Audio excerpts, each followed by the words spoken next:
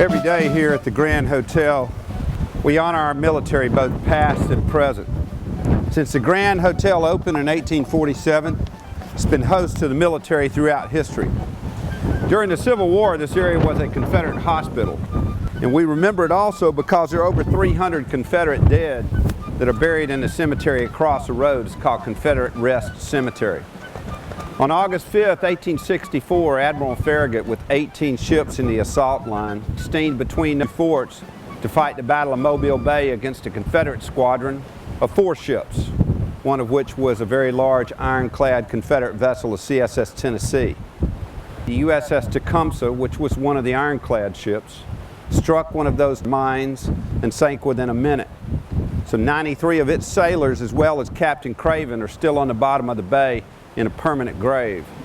So when we celebrate freedom and honor our military, both past and present, we want to honor all the Confederate soldiers that are buried in the cemetery across the road. And we also want to honor all the U.S. sailors who lost their lives aboard all the ships, but especially those aboard the USS Tecumseh and those aboard the USS Osage, the Milwaukee, and the Rodolph that were sunk farther up the bay in the Blakely River Channel in the latter stages of the campaign against Mobile. They are all Americans, as we are all Americans now under one flag. And this flag has flown over Kuwait, Saudi Arabia, Afghanistan, and Iraq by our military, so we honor them, our country, and ourselves every day when we do the Pledge of Allegiance. So are there any past or current military service personnel here? If so, please raise your hand. Well, we appreciate their service.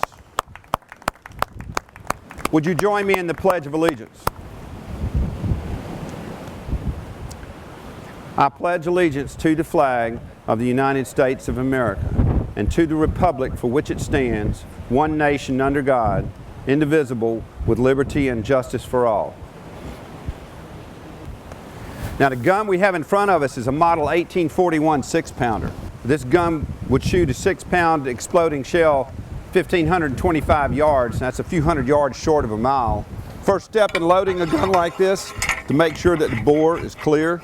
This is a priming pouch which contains friction primer and vent prick. This is a gunner's haversack which carries a round and other tools necessary for loading, firing, and cleaning the gun.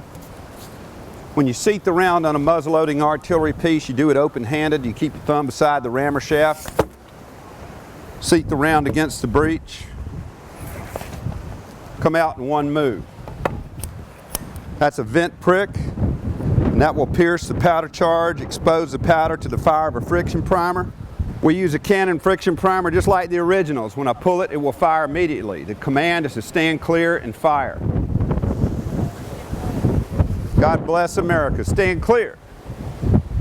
5, 4, 3, 2, 1, fire!